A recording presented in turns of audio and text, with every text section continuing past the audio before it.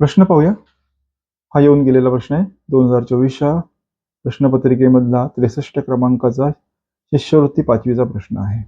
प्रश्नसंच आहे ए म्हणजे पहिला प्रश्नसंच. आता प्रश्न काय आहे? नाना पाटलांच्या वाड्यावर 300 पोती धान्य आहे. म्हणजे नाना पाटील हे एकतर समृद्ध शेतकरी असतील किंवा नाना पाटील हे अडत व्यापार करणारे दलाल किंवा घाऊक विक्री करणारे व्यापारी असतील. त्यापैकी 20% पोती ज्वारीची 20% पोती ज्वारीची. काय म्हटलंय? ज्वारी. ज्वारी हे काय बाळांनो धान्य? ज्वारी हे तृणधान्य आहे. ज्वारीची किती टक्के पोती आहेत? 20%. ज्वारी हे तृणधान्य आहे. 35% पोती गव्हाची. गहू किती आहेत? गव्हाची पोती आहेत 35%. 35%. गहू हे पण सुद्धा तृणधान्य आहेत. 15% पोती तुरीची. तूर काय आहे माहिती का आपल्याला? तूर काय ते? तूर हे डाळ वर्गीय आहे पीक. डाळ वर्गीय द्विदल धान्य आहे, डाळ वर्गीय पीक आहे. आणि उरलेली पोती सोयाबीनची आहे. आता सोयाबीनची किती पोती आहेत हे काढायला सांगितले. सोयाबीन काय माहितीये का बाळांनो? सोयाबीन हे एक तेल पीक आहे. याच्या बियांपासून तेल काढतात. हे धान्य उकडून पण खाल्लं जातं, शिजवून खाल्लं जातं. त्याप्रमाणे यातून तेलही काढलं जातं. गळिताचं धान्य. आता किती झालंय?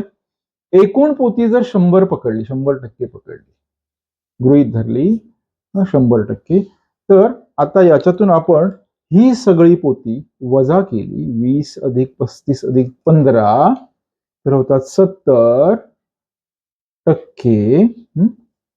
हे जर वजा केले तर किती राहतात? 30%. म्हणजे 30% पोती ही कसली आहेत? तर 30% पोती ही सोयाबीनची आहेत. 30% पोती कसली आहेत? सोयाबीनची. मग एकूण पोती किती आहेत? तर एकूण पोती आहेत 300. किती आहेत पोती एकूण? 300 पोती धान्य ना. एकूण पोती 300. त्यापैकी 30% पोती ही सोयाबीनची आहेत. 30 भागिले 100. तर काय होईल आता? आता सरळ सरळ आपण गणन करूया.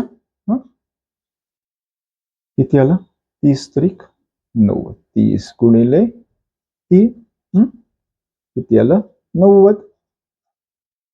म्हणजे 90 पोती ही सोयाबीनची आहेत. म्हणजे नाना पाटलांकडे एकूण जर 300 पोती धान्य असेल, त्यापैकी 20% पोती ज्वारीची, 35% पोती गव्हाची, 15% पोती तुरीची, तर उरलेली 30% पोती ही कसली असतील? ही सोयाबीनची असतील. चुकून याचं उत्तर 30 लिहू नका. तर त्याचं उत्तर आहे 90. तुम्हाला हे उदाहरण नक्की कळलं असेल. जर काही अडचण असेल तर पुन्हा पुन्हा व्हिडिओ पहा आणि समजून घ्या. आणि या प्रकारची उदाहरणं आपल्याला सोडून पाहिजे असतील तर कृपया मला खाली दिलेल्या नंबरवरती SMS करा किंवा कॉमेंट बॉक्समध्ये आपला प्रश्न मला पाठवा. म्हणजे पुढच्या व्हिडिओमध्ये मी तो तुम्हाला सोडून पाठवेन. व्हिडिओ आवडला असल्यास लाईक करा, शेअर करा, सबस्क्राईब करा आणि अधिकाधिक व्यक्तींना तो शेअर करा. म्हणजे तुमच्यासारखे अनेक विद्यार्थी या ज्ञानाचा लाभ घेऊ शकतील. असं म्हटलंय, ज्ञान दिल्याने ज्ञान वाढते आणि मग त्या ज्ञानाचं काय होतं? सुंदर मंदिर होतं. धन्यवाद. थँक्यू.